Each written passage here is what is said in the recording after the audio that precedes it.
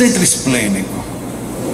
Quando a gente fala sobre depressão, que foi um dos primeiros, não conflitos, mas foi um dos primeiros pontos em que basicamente discordamos do que estava estabelecido pela ciência médica e pela ciência psiquiátrica, que é médica também, e pela própria psicologia, e mais ainda, pelo próprio discurso dos religiosos aí na frente capitaneando os espíritas.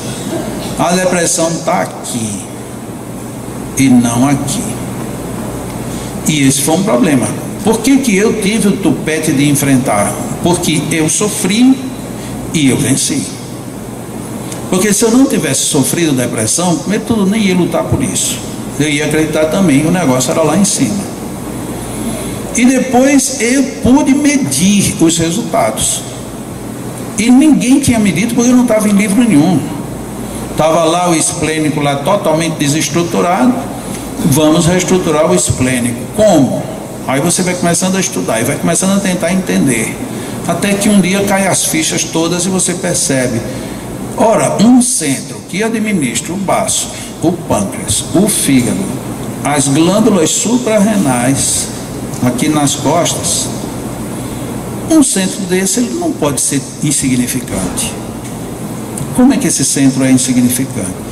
Só administrar o fígado, se ele cuidasse exclusivamente do fígado, já era de uma importância fenomenal. Mas aí a gente deixou esse centro de fora. Num seminário que eu fiz, uma psicóloga foi quem disse: ó, Jacó, o esplênico é o sistema responsável pelo filtro do organismo. Tudo isso aqui, em tese, nós poderíamos dizer que baço, pâncreas, fígado e os rins também, né? Não são só as suprarrenais, os rins, com exceção das suprarrenais, que são glândulas, tudo isso aqui faz filtragem, de uma forma ou de outra filtro. Quando a pessoa me disse isso, você projeta como foi que eu fiz. Eu disse: peraí, se é filtro, então ele filtra as emoções. E aí eu me lembrei lá da história clássica da medicina, quando na época a gente só lidava com o fleuma, que a gente tudo era associado ao sistema sanguíneo, à corrente sanguínea. Toda e qualquer doença era no sangue. Daí se usar tanto as sangrias, as ventosas que tiravam sangue.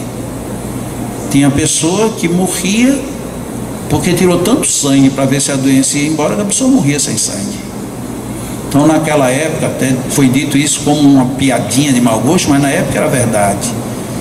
Os pobres nunca agradeceram tanto por ser pobres, porque como eles não podiam pagar os tratamentos, não sofriam essas sangrias e portanto resistiam. E os ricos, como iam para os grandes médicos, que ficava, faz mais uma sangria, faz outra e faz outra, morria sem sangue. Então, tudo isso passando por esse sistema, que nós poderíamos também chamar de sistema hemático de alguma forma. Aí o que era que eles diziam na época? Quando você está muito nervoso, muito aborrecido, você está com a ação da bile.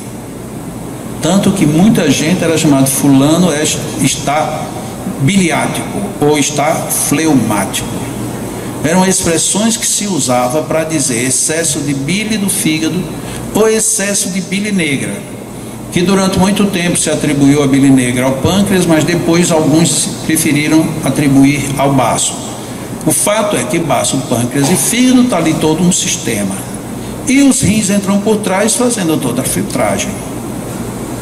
E aí, hoje, já refletindo um pouco mais à frente com o esplênico, nós encontramos as benditas enfermidades do sistema linfático.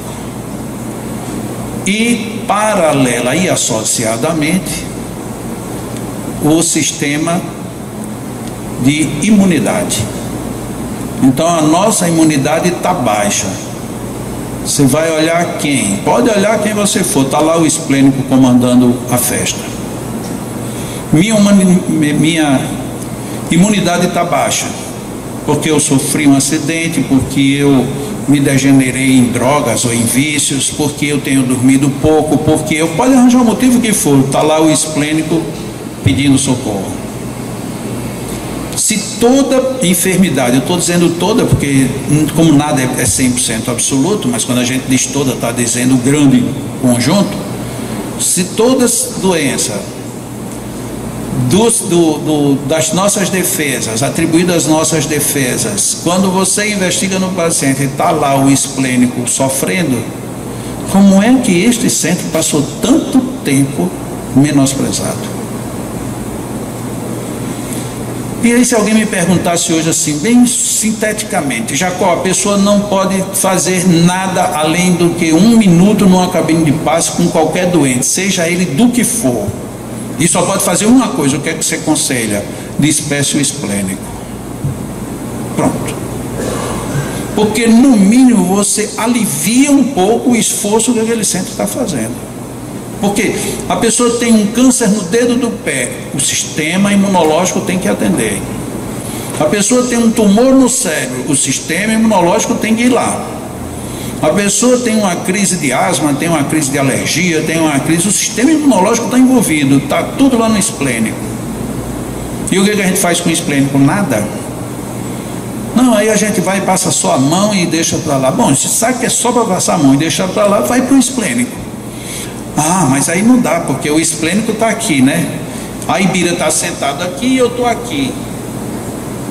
Como é que vai? E aí como é que vai aplicar o passe nele, se eu estou aqui juntinho dele, depois vai pegar aqui o meu? Ah, desse jeito aí, Jacó, então a gente vai ter que aumentar o espaço da cabine. Disse, não, você nem aumenta nem diminui, você veja o que você pode fazer para atender melhor o seu paciente. Não, mas o custo, não estou perguntando o custo, você quer atender o paciente ou o que você está querendo?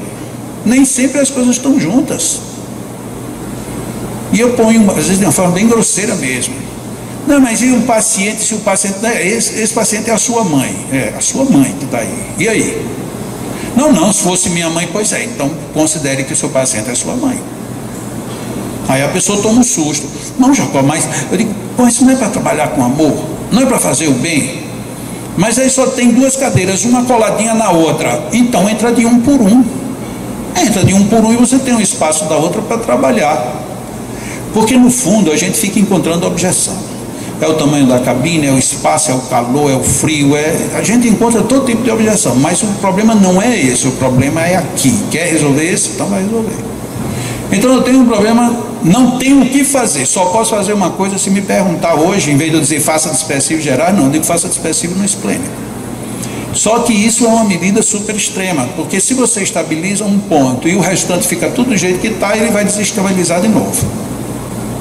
Então o ideal é que você pelo menos dispersasse o esplênico, depois dispersasse tudo.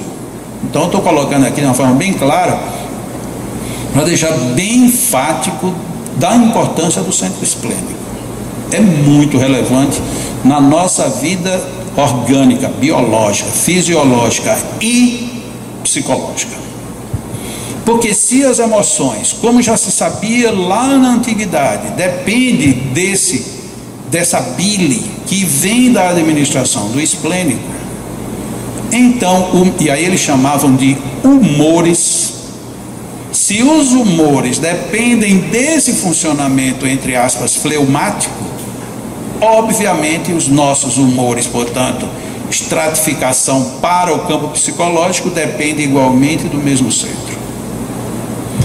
E aí tem uma hipótese que eu, querendo entender, né, na época que eu estava estudando isso, indignado, mas meu Deus, por que ninguém viu isso, que esse esplênico está para cá? Por que a gente não comenta? Por que aquele cara que escreveu o livro Passe falou assim, nem parecia que tinha notado nada e que não tinha? Por que isso está assim tão de lado e a gente não faz nada? Depois que eu já cheguei a algumas conclusões, aí eu me perguntei a Deus, mas senhor, peraí, por que esses centros são para frente e por que o senhor colocou esse de lado? Porque não tem lógica. Obviamente que não tem lógica esse centro estar aqui para o lado. A lógica é que ele fique de frente também. O coronário tem uma lógica psicológica. O coronário se conecta com o mundo espiritual. Então, de alguma forma, a gente até entende naturalmente que ele abra para cima. Buscando, mesmo que eu não acredite em Deus, eu acredito só na natureza. Então, para captar energias telúricas, para seja lá o que for. Então, eu teria uma necessidade de um centro abrindo para cima. Mas e esse aqui para o lado? O que é isso? Isso é uma deformidade. Num primeiro momento de ensejo, eu disse assim, é porque foi daqui que Deus tirou a costela para fazer Eva. Aí ficou descompensado, né? Não foi desse. O pessoal foi que disse, mas foi desse aqui. Aí botou o esplênico no lugar da costela. Mas como ele procriou, né? Aí terminou passando no DNA, e todo mundo hoje em dia vem com esse negócio aqui do lado, por culpa de Adão. Mas tirando o espírito da brincadeira, por que isto? Se a natureza não faz nada que não seja favorável ao homem, então isto tem o seu favorecimento.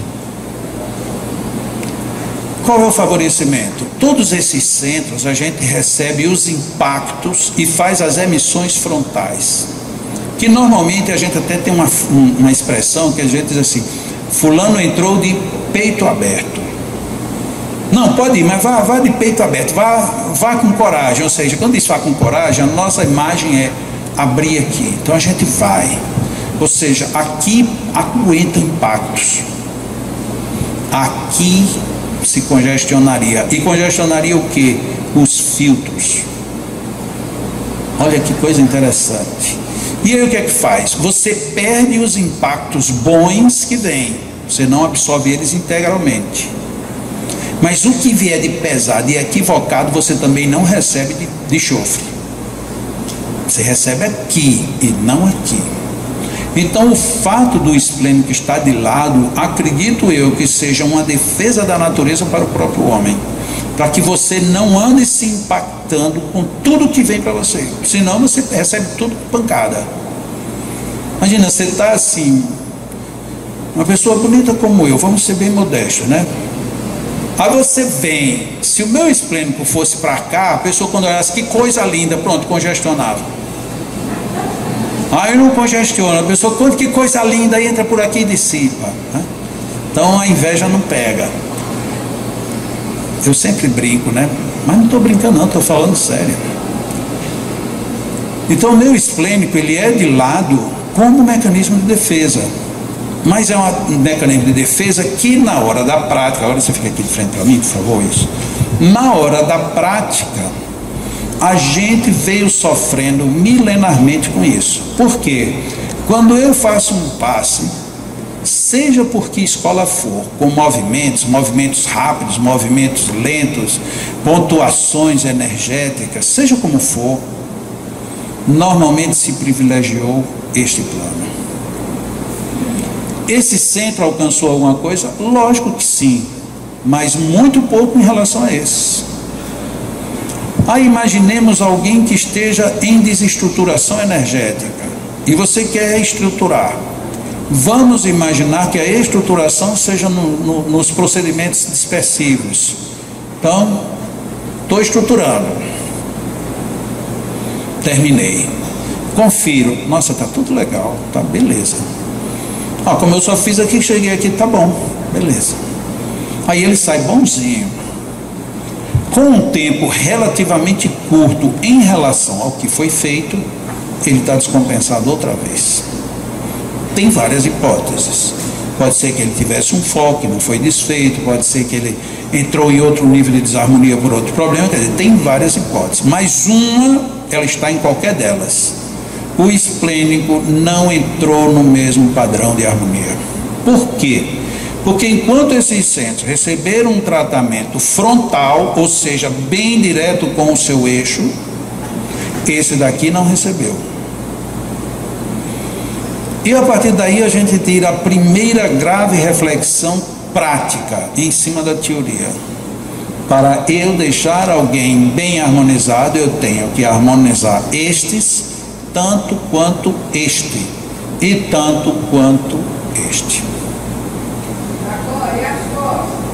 As costas também passou, hoje eu estou bem, tá, nas costas. Não adiante o carro na frente dos bois, vamos com o carro. Você não tinha falado merda? Pois não é, rapaz, esse pessoal é apressado, né?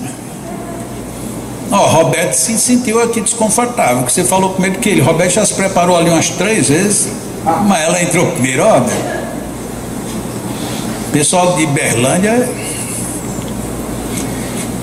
Então, este é um problema que nós já podemos resolver, e eu digo sempre isso em todo seminário. Por mais curto que seja o seminário, eu digo, bom, quer melhorar o que você está fazendo na sua casa? Lembre-se, você tem um plano de centros frontais, você tem um inclinado e você tem um que está apontando para cima. Fazendo isso, você já dá uma melhorada, é uma alavancada grande dentro de tudo que você faz.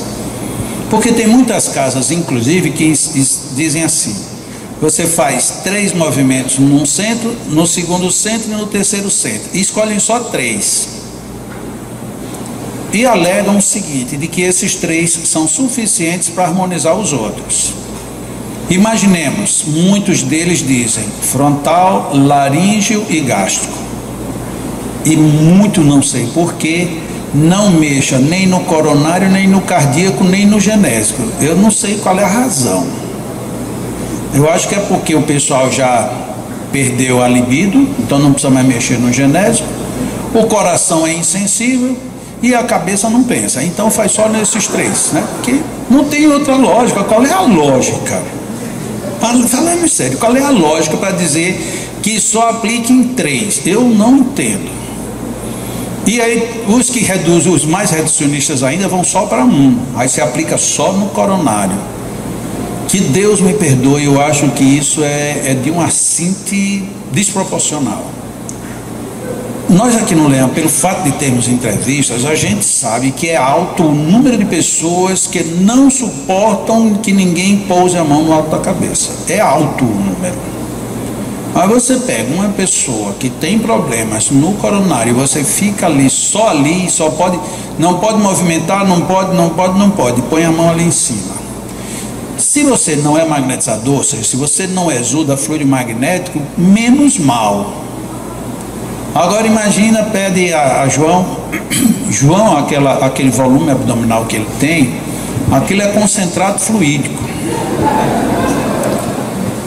Ele fizer 5 minutos de concentrado no coronário de um triste que ficar embaixo, eu tenho até pena. E aí não adianta você alegar de que alguém deu a ordem. Pouco importa se deu ou deixou de dar a ordem. O problema é que vai fazer mal a alguém. Se você quer mexer só no coronário, então que seja de forma dispersiva. Mas normalmente para mexer só no coronário, você não pode movimentar as mãos. Aí se não pode movimentar as mãos, aí fechou tudo. No único caso, aí eu digo, se você não pode movimentar as mãos, se só para mexer só no coronário, então fique com a mão para baixo e fique rezando.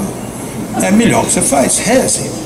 Aí você entra mesmo para a teoria de que a intenção é que vale. Bom, então você reze e faça o que Deus quiser, seja o que Deus quiser. Temos então essa necessidade premente de fazer no mínimo isto como elementar nos passes, se quisermos ajudar de alguma forma. Só que isto não é um tratamento. Você chegar e fazer dispersivo nos frontais, envolvendo o coronário e também no esplênico, isso daqui você está buscando o que nós chamamos de harmonização ou de equilíbrio. Harmonizar, equilibrar o paciente. Ou, como alguns dizem, colocar os centros de força, os chakras, como queiram, colocar eles em relação uns com os outros. E aqui eu vou fazer um outro gancho. Se eu passando a mão, eu sinto que você está desorganizado, mas eu não sei como, mas eu sei que você está desorganizado. Se você sabe isso, então você tem a obrigação de saber o depois. Se eu estou desorganizado, nossa, eu estou sentindo que está tudo desorganizado, tá? E o que é que você vai fazer? Bom, eu vou fazer só uns dispersivos. Faça. E aí depois vai. E aí organizou. Ah, mas eu não sei, eu não tenho tato. Tem, porque você já sabia que estava desorganizado. Se você sabia que estava desorganizado, então preste atenção que você vai saber os outros.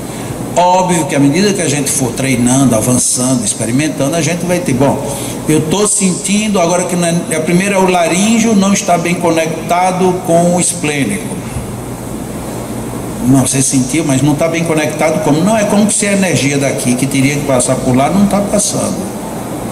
Então vá, despeça um, despeça outro, faz dispersivo entre os dois, vai variando as técnicas até que você chegar, agora está aqui, ó, tá passando energia bem, beleza.